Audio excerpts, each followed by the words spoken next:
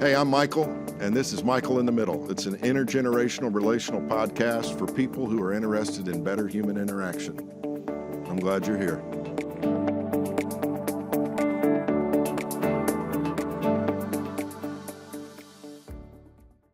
Hello. Yeah, it's been a while, and I couldn't be happier to get up early this morning and hit record. A lot of things on my mind the last few months. Um, chief among them is, when are you going to get back on it with Michael in the Middle? And I've had a lot of people saying, "Where's your podcast been?" And to tell you the truth, I've just been processing a whole lot of things, and today's the day. I'm ready to go.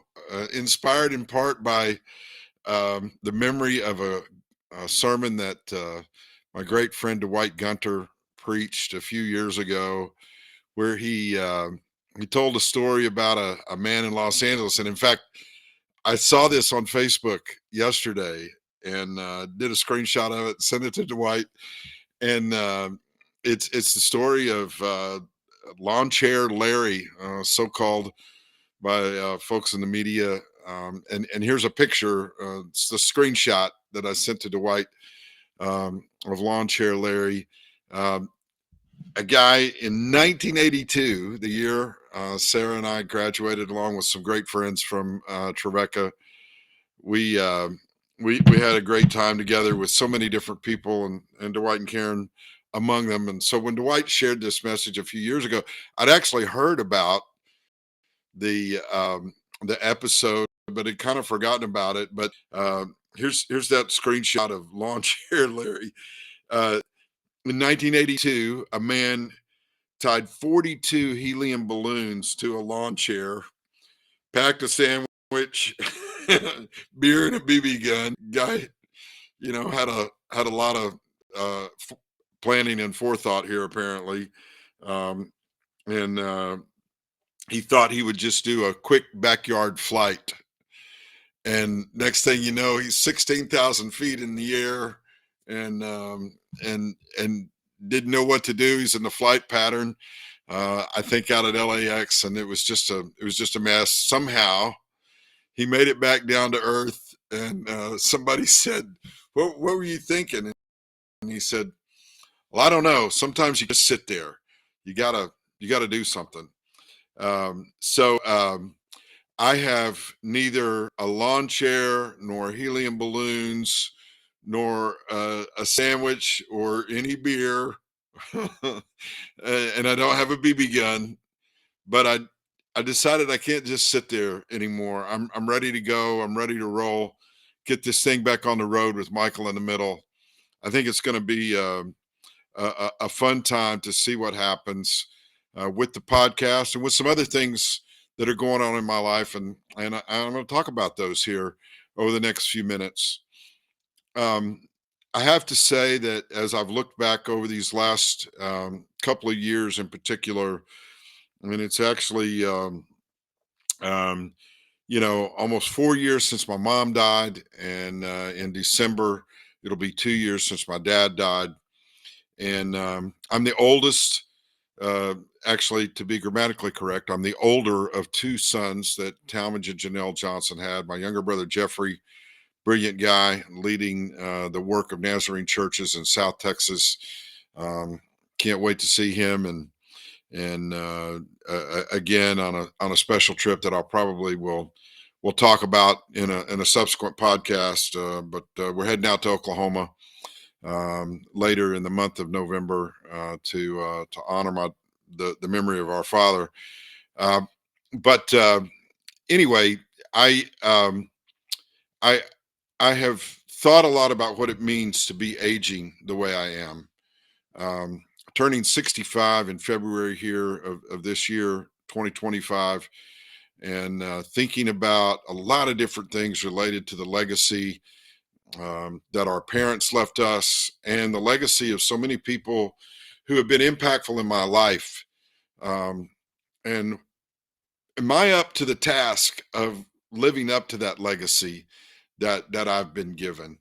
Um, and a lot of times I just have to confess, I don't feel like I'm capable of living up to all that I've been given, but I am trying to be faithful in every way I know possible to honor the legacy of those who've gone before me and to leave a trail for those who are coming behind. I know that kind of sounds, uh, you know, heavy, maybe a little bit grandiose in a way, but I think the best way that we make an impact and leave a true legacy that will make a difference for those who are coming behind is to do the little things every day, make a little bit of progress every day, do the right thing, the next right thing every day and in every way. uh, One of the ways that I have tried to be faithful in that regard is to continue to make progress personally. um, I have worked for Trevecca Nazarene University now for over 35 years. I'm in my 36th year of professional employment at the university. I've done a little bit of everything across the years, including, some coaching of athletic teams, particularly women's golf at the university. I have been able to do a lot of really cool things. I've been incredibly blessed to know so many different people across the years because of the work that I've been employed in. But I've also wondered a little bit about uh, beyond just the work that I do, the roles that I've filled in my employment. Is there something beyond that that perhaps I could be involved in that might make a difference for some people? And so for quite a while, I was thinking about what led me to pursue my doctoral degree at Trevecca a few years ago. And I'm going to tell a quick story about the impact of people in my life, and one in particular, because of just the way he intersected my life in the 1990s. A guy named Stan Toller. Dr. Stan Toller was one of the most upbeat and positive and encouraging and generous people I've ever known. And not that he was the only person who had a positive impact in my life. In fact, his middle brother, Terry Toller, has been here on the podcast a couple of years ago. Terry was a great mentor in my life. Their younger brother, Mark Toller Hollingsworth, is is one of the funniest people I know. Those Toller boys from West Virginia were just amazing, and they've grown up to be amazing men and leaders in their own right. Stan sadly passed away in 2017. Um, I've I've not always understood how in God's providence that things work out the way they do, and why some people die when they do. They seem too young, and Stan certainly did. Um, just a guy that was a couple of years older than I am right now, and cancer ultimately stole him from us here in an earthly sense, but his impact and legacy continues to live on in so many different ways.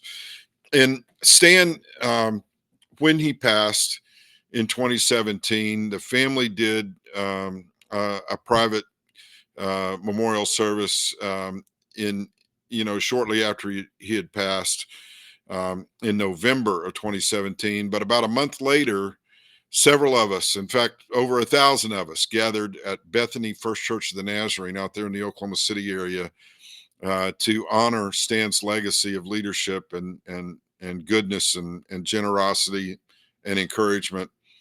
And John Maxwell, who was a close friend of Stan's and a contemporary of his from Circleville Bible College days, now known as Ohio Christian University. Um, John was going to be the keynote speaker in that service. My younger brother Jeffrey, whom I've already mentioned, had served on staff with Stan in a couple of different churches in previous years, and my brother and several others did a great job of talking about the impact that Stan had made on so many lives. I had been wrestling with whether or not to do the doctoral program in education at Trevecca, and I was 50, almost 58 years old. I had been wrestling with the idea of doing the program. It was a doctorate in leadership and professional practice. Um, I knew that it wouldn't necessarily be a game changer as far as my career was concerned in the field of education. I had pretty well found my niche uh, as an employee at the university, doing the things that I do, building relationships, maintaining relationships with our church constituency, and also doing some donor development. So I had a pretty good fix on probably what the rest of my professional career at Trevecca was going to look like. In fact, I had people say, you don't need to do this extra degree for the work that you do at the university. You're already very well established in that. And I began to feel like uh, it may not make a huge difference in the role that I fill within the life of the university. And I'm totally at peace with that. But I have the capacity to do this. I have the ability to do this in terms of some financial help that I would receive. And I just felt like maybe the next step was, if I have the opportunity to do this, I ought to be all of the me that God created me to be. And that's kind of where I was. And we sat there in that huge and beautiful auditorium at Bethany First Church. It's mid-December 2017. And before the service had even started, I began to look at this huge platform, the stage area at the church. And although I cannot claim to have heard the audible voice of God, I have felt the presence of God speaking to me in very clear and tangible ways a few times in my life. And that day in December 2017 was one of those. Here's what I think I heard the Spirit of the Lord saying to me. Are you willing to be used on a broader platform, a bigger platform, perhaps than the one that you have right now? And I felt myself say an immediate yes. Now, I had no idea what that meant.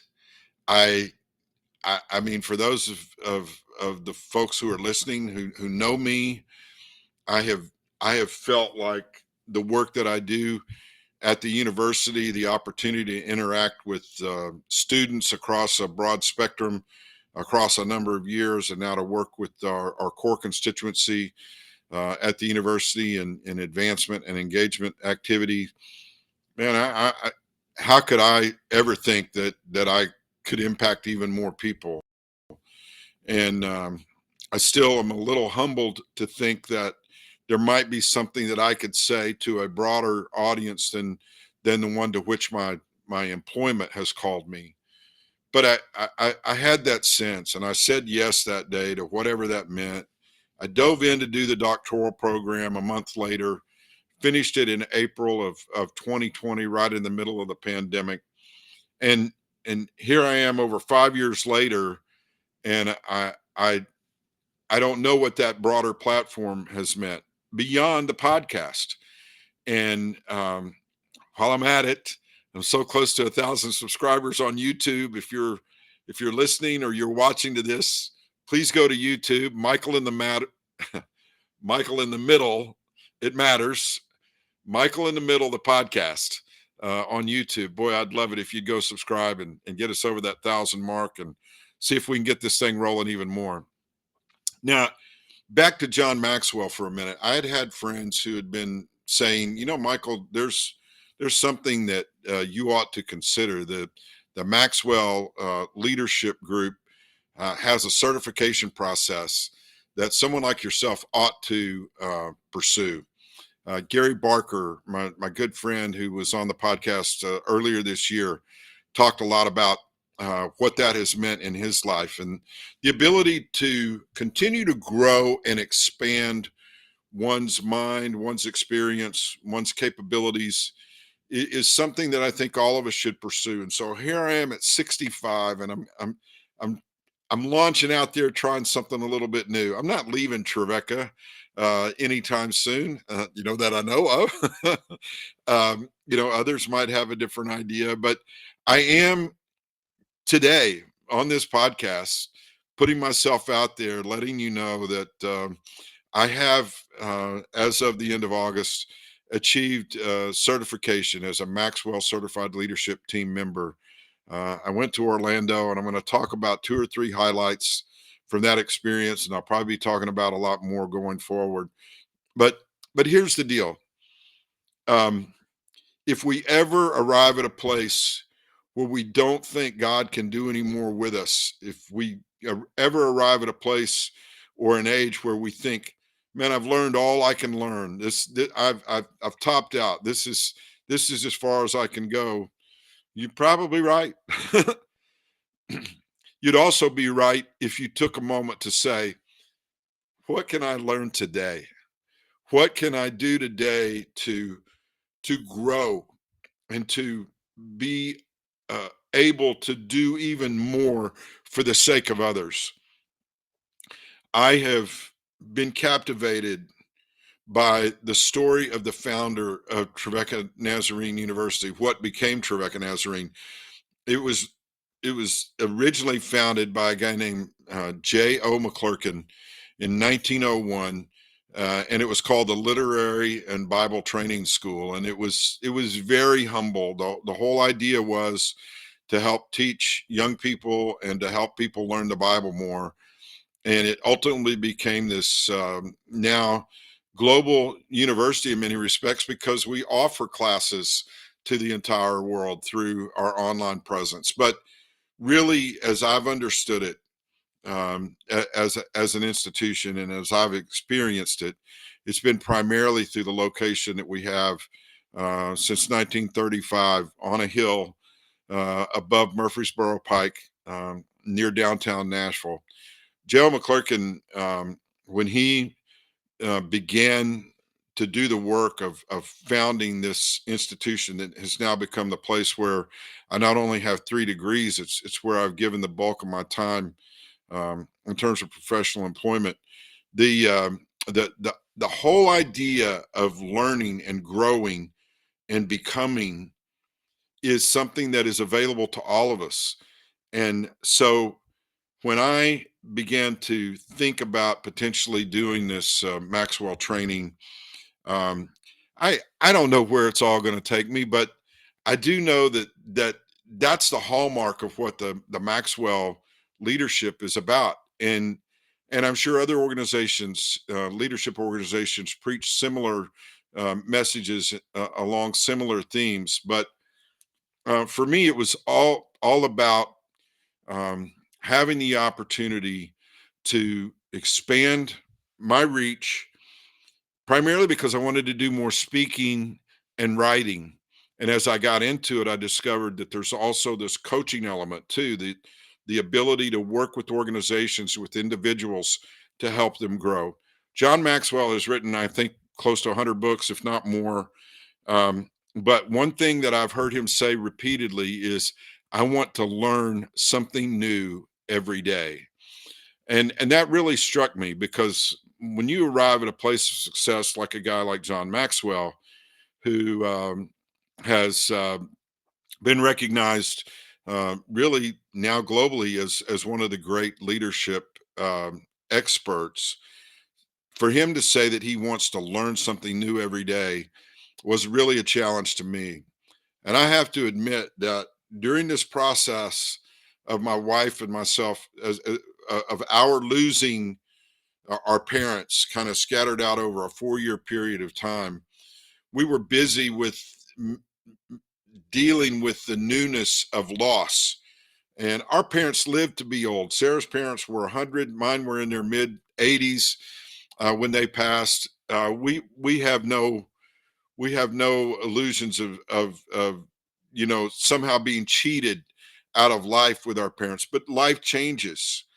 And and in my case, feeling this sense of, man, I gotta step it up. I gotta be the patriarch, at least in my family, and living up to that has been a little bit of a challenge, as I said previously. But here's the deal: I'm energized by the fact that I've been challenged to learn, and that I've actually taken some steps to achieve additional certifications and education in these realms. And so I'm going to share two or three quick things from that conference that I went to in late August, and it'll serve as a springboard for what I want to do going forward with this. I'll continue to have guests on, but I'm going to do some individual speaking and hopefully coaching through this podcast that I believe could be a blessing to you. One of the first people that we heard from in welcoming us to the conference was Mark Cole, and he's now the CEO of Maxwell Leadership. He began working for the Maxwell organization at the age of 33. He was on the phone, and encouraging people to sign up and become a part of the organization. The guy that started working in telesales at the age of 33, he said that by the time he was 45, he wanted to be the CEO of Maxwell Leadership. Um, he was actually able to achieve that at the age of 42. Very interesting guy. And just in that opening session, he challenged us with these three aims: to believe, to learn, and to live. And he said something that has been sticking with me for quite a while, because I believe it. But he said that belief is the birthplace of every breakthrough. You can live at a higher level if you lift the lid of doubt. And we've never lived in a time when doubt was more attainable. I mean, it's just hard to have a lot of belief in a lot of people and in a lot of institutions, and I get that. But I also believe that there's a huge opportunity for those of us who are willing to believe and to learn and then to live it out. And so, believe, learn, and live, for Mark Cole. I really love that. Um, I I have been a part of the church world, and I've heard scriptural references so often that sometimes it just feels like it's water rolling off a duck's back. But when Mark said that the living part of this equation is illustrated by reminding us that the greatest gaps in life lie between knowing and doing. Um, we know a lot of things, but we don't do a lot of what we know to do.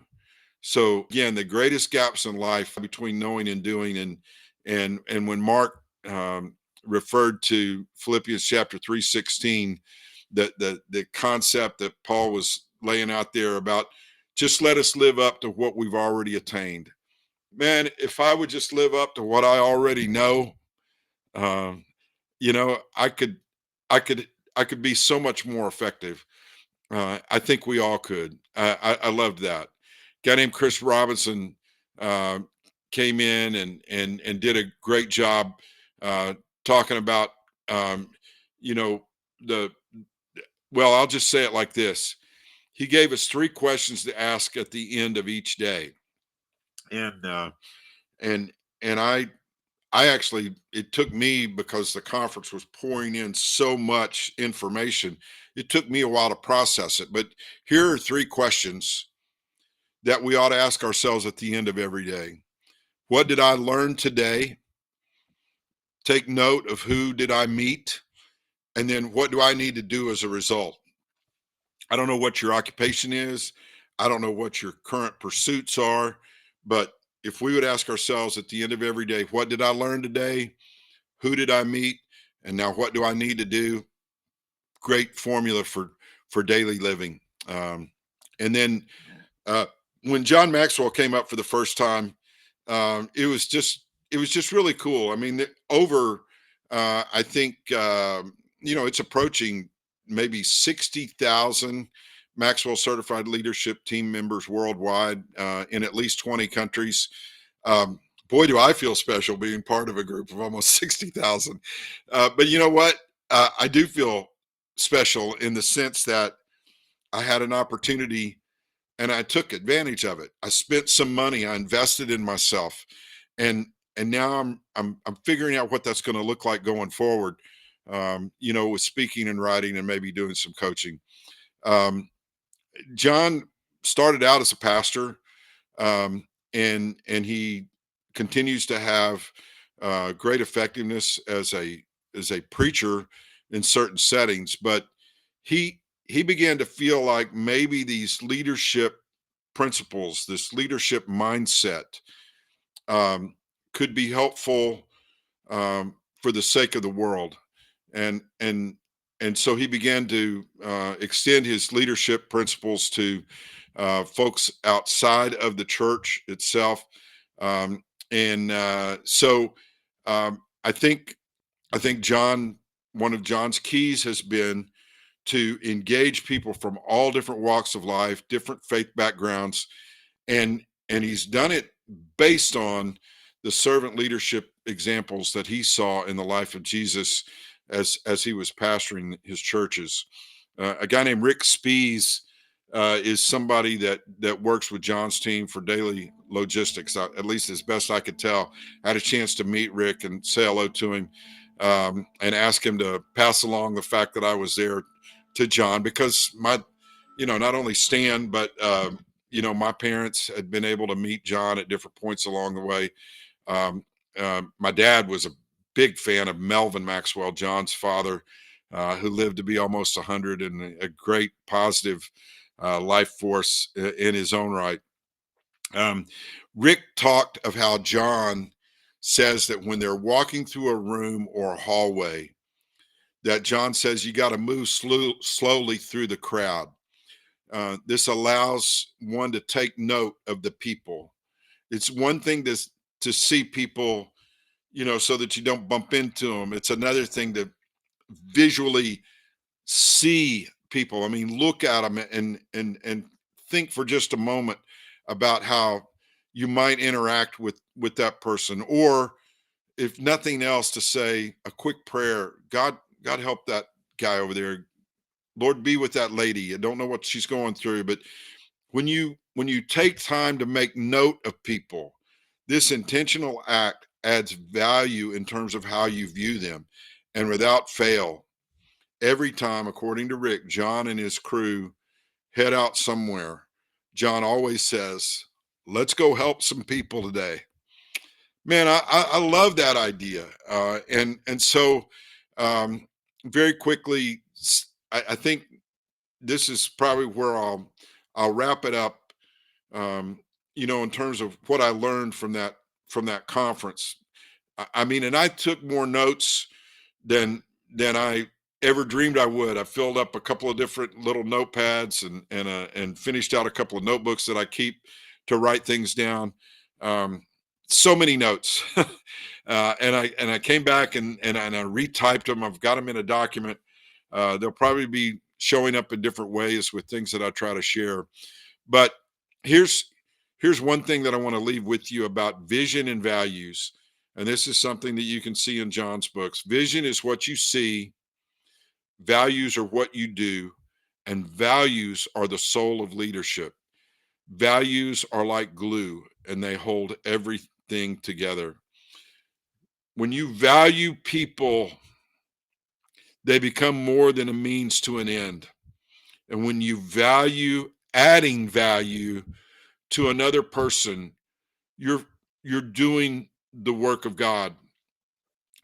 I I am so excited about the idea of doing what I can do to add value to people as I go forward with some of this work. But if I can help inspire anybody else to value this process of lifting others up, it lifting others up is so essential in a day when we're full of mic drops on social media, when we look for the sick burn of a takedown. I've never been a good trash talker. I don't actually even enjoy it. But there's that's one of the ways that we kind of elevate people these days. Who can get the best zinger in? Who can make a person feel really badly about themselves because they haven't done um, what this other person thinks they ought to do. Um, I think the best way to change the narrative of how we're living as a society these days is one by one day at a time, as cliche as it sounds, doing the next right thing to help someone be lifted from the situation that they're in. I love that phrase that says, be kind, because everybody, maybe that you come in contact with, is dealing with something that maybe not everyone is dealing with, um, great sorrow and woe, but on the off chance that this person that you encounter who looks like they're mad at the world, maybe they've got good reason to be. Maybe there's something really difficult going on in their lives. Be kind, value others, lift the load where you can, and lift the lid of what people believe is possible.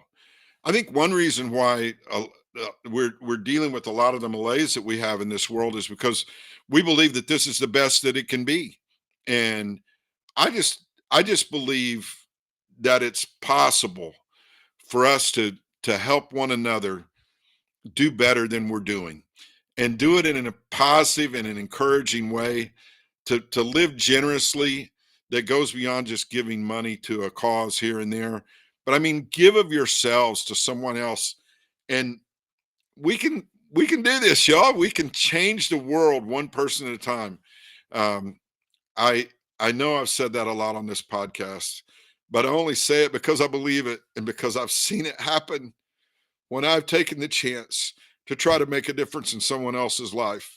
I don't have a lot of money, but boy, I've got a rich bank account of relationships with people because I took a minute or more to see them and to value them.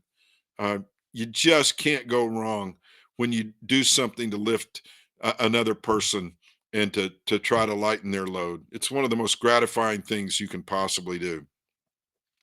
Okay, enough of all the serious and almost somber tone that took. I want that to be really, really hopeful. I also want you to subscribe to the podcast on all these platforms. uh, I don't mind admitting that, and I hope you've noticed that maybe there's a new look for the Michael in the Middle podcast logo. Um, I'm a little sheepish sometimes about trying to brand off of my own name, but my dad preached alliterative sermons. The points in his message often began with the same letter, and I know that I was impacted by that. So when I chose Michael in the Middle, it wasn't just about trying to be in the middle of discussions or a middle way. A lot of it had to do with the alliteration of the M, Michael in the Middle. And of course, Malcolm in the Middle was a fairly popular show back in the day, and it seemed to have some staying power. But as you know, I I have wanted people to get out there in the middle of doing something good for somebody else, and now I'm in the middle of trying to figure out how to brand this in such a way that more people will come in contact with it. I do appreciate, do not take for granted in any way that someone would spend a few minutes with me in this forum. And so the hat looks pretty good, huh? Um, it's pretty cool. I'm liking it a lot. I got a few of those made already. Going to start trying to get some merchandise out there with the hats and maybe a shirt or a pullover or two. And I really am hopeful of adding to a website that Rob Walls has been helping me with. Well, there'll be more to announce in the coming weeks and months, but For now, I look forward to bringing you a lot more good content again on a regular basis. I think it's something that I need to do in terms of a sense of calling, but it's also I think something that could be good for the world. So you'll hear more about it, but I'm available for speaking engagements. I'm available to talk with your team about ways that maybe that they can function better together. And I'm easy to get in touch with if you want to on Facebook um, and all the other social media platforms, Instagram, X, and you can get a hold of me via email here. Rob will flash that email address up for you here at the end. For now, that's all I've got. I can't believe I went over 30 minutes. I can't believe you're still here with me. But thank you, and love you. Let's get together real soon.